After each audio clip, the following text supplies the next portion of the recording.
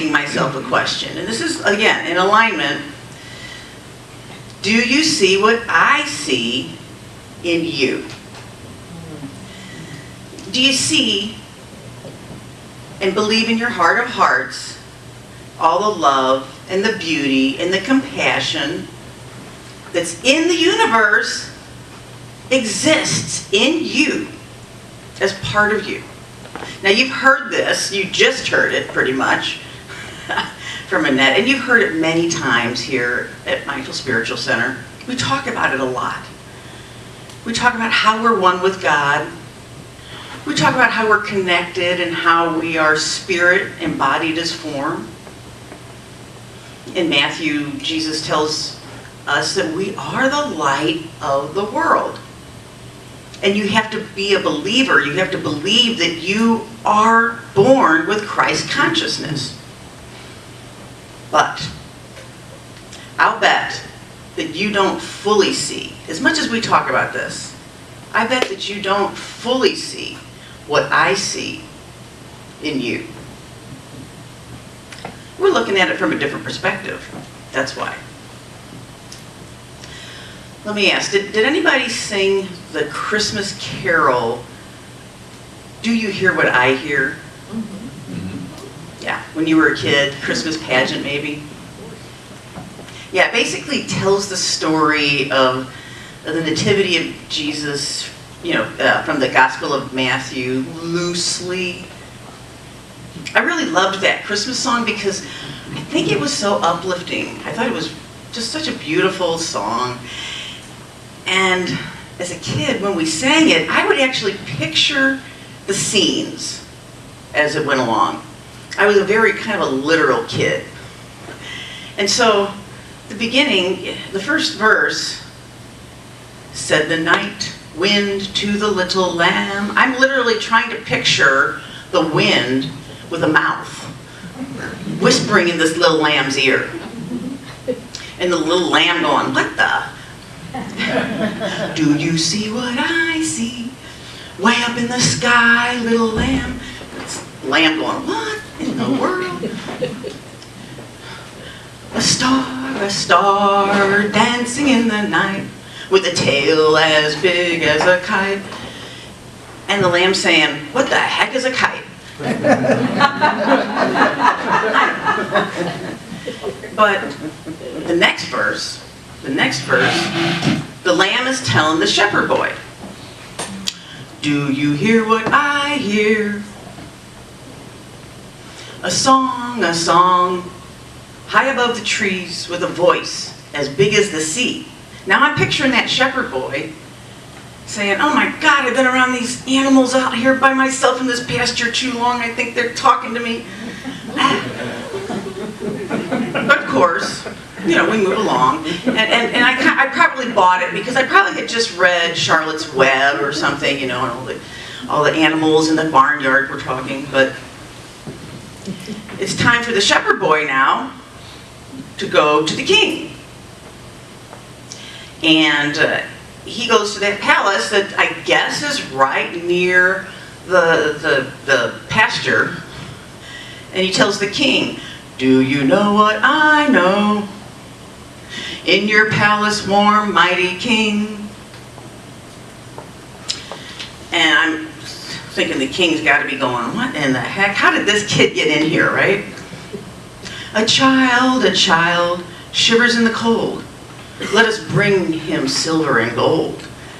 And I'm picturing that king saying, what are you talking about? I'm not going to bring my silver and gold out to that kid. But then, what happens next?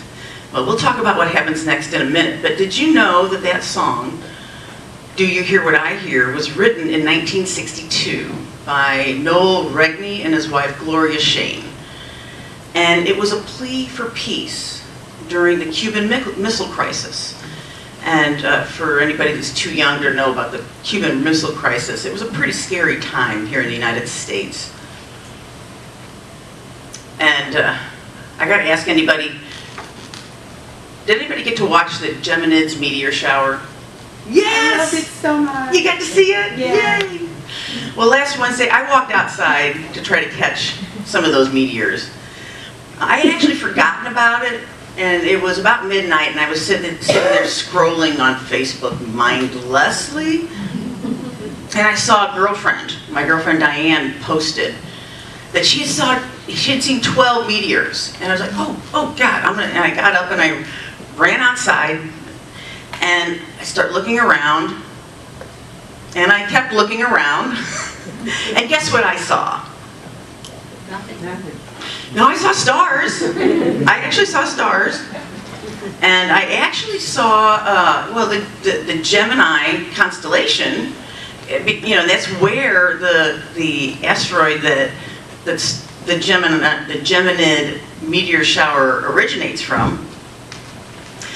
But no meteors. And why do you think that is? Too much light. Yes, light pollution. Would you believe? I live in a neighborhood that has lots of Christmas lights. My neighborhood is Christmas light crazy, and there's a couple thousand houses, so we've got lots of light pollution.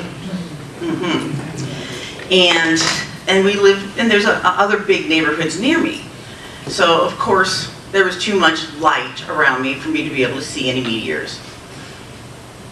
And my friend Diane, she actually lives in Moscow Mills. Does anybody know where Moscow Mills is? Yeah, okay.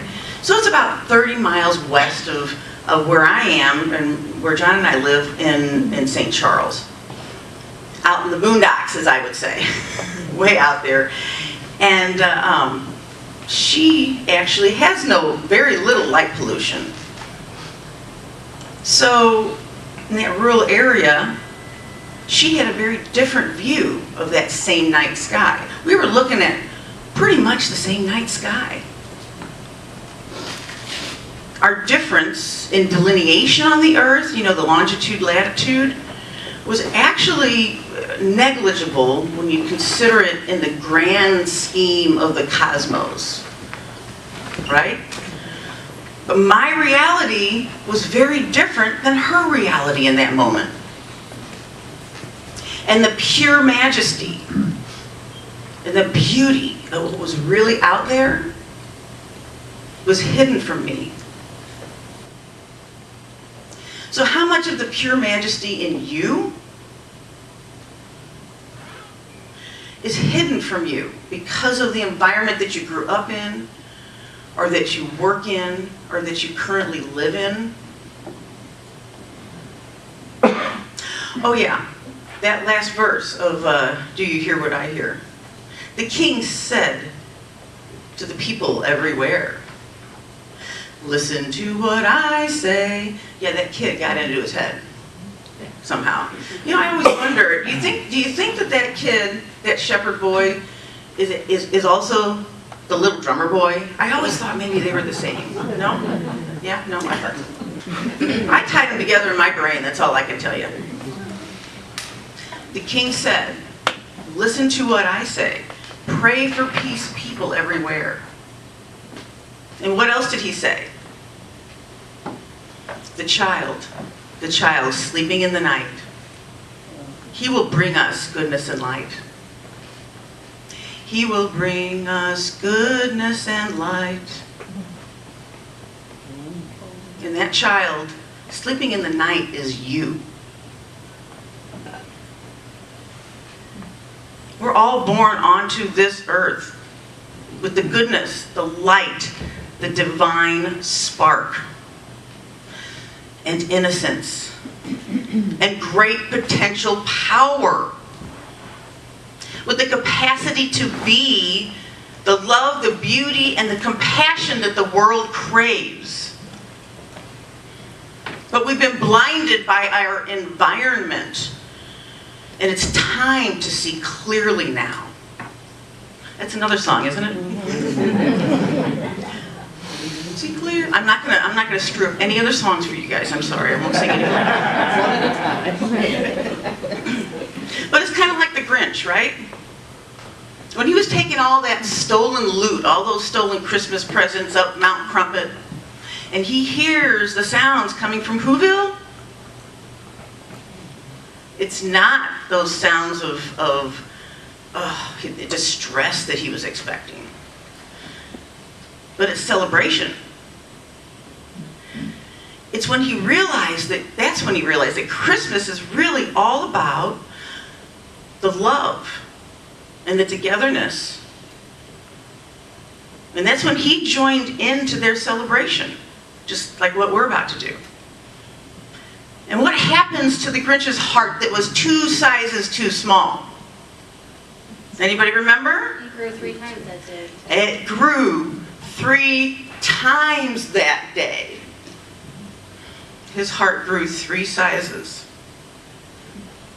Just like I hope yours can grow 3 sizes by thinking about being able to see clearly now and not let that lens of the environment blind you to the real truth of who you are and what you are capable of. Our affirmation today is, I remember to see the love, the beauty, and the compassion in the world that Jesus and the other spiritual masters came to demonstrate. So join with me and repeat. I remember to see the love, the beauty, and compassion in the world that Jesus and other spiritual masters came to demonstrate. So now I'm going to ask you to go out and see that love, that beauty and compassion in yourself, and share it with the world.